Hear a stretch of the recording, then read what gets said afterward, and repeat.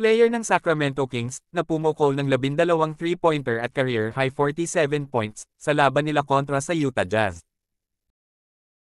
Marahil ay kilala na ito ng karamihan lalo sa mga Golden State fans dahil isa din ito sa nagpahirap sa Warriors noong nagdaang season sa playoffs.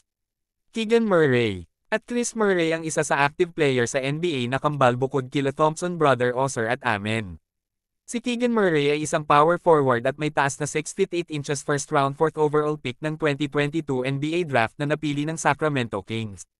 Habang ang kambal naman nito na si Chris Murray ay napunta sa Portland Trail Blazers ng 2023 NBA draft bilang ika-first round 23rd overall pick, mas nauna siya sa kambal niya. Sa 2022 playoffs ay nag-a-average na ito ng 9.7 points, 6.3 rebounds, 37% sa 3-point area sa loob ng 27 minutes per game at 44% sa field. At ngayong season naman ay nag-a-average ito ng 12.2 points, 4.6 rebounds, 45% sa 3-point area, sa loob ng 29 minutes per game. Mataas yan mga idol, mahirap iwan yan sa labas, at 45% naman sa field, ibig sabihin may na-improve talaga.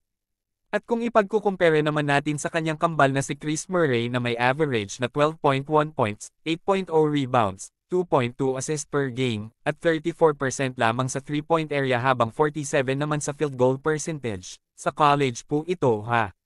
Goods na goods din naman, medyo mababa lang sa 3-point area pero mas mataas naman sa field goal percentage. Pero bakit nga ba hindi sila sabay nakapasok sa NBA? Hindi sila sabay nakapasok sa NBA sa kadahilan ng tumanggi si Chris Murray sa 2022 NBA Draft Combine at mas pinili na lamang na bumalik siya sa Iowa basketball team. Sa ngayon ay masasabing maganda ang ipinapakitang laro nitong si Keegan dahil sa mga desenteng mga numerong na itatala nito sa mga nagdaang laban ng Kings. At nakakabilang na rin ito sa starting unit ng Kings.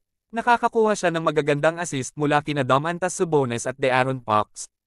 Kung saan nga sa ngayon ay may total assist na itong si Fox na 2,581 at siya na may pinakamataas na assist record sa franchise ng Kings dahil nalagpasan na niya si Mike Bibby na may 2,580.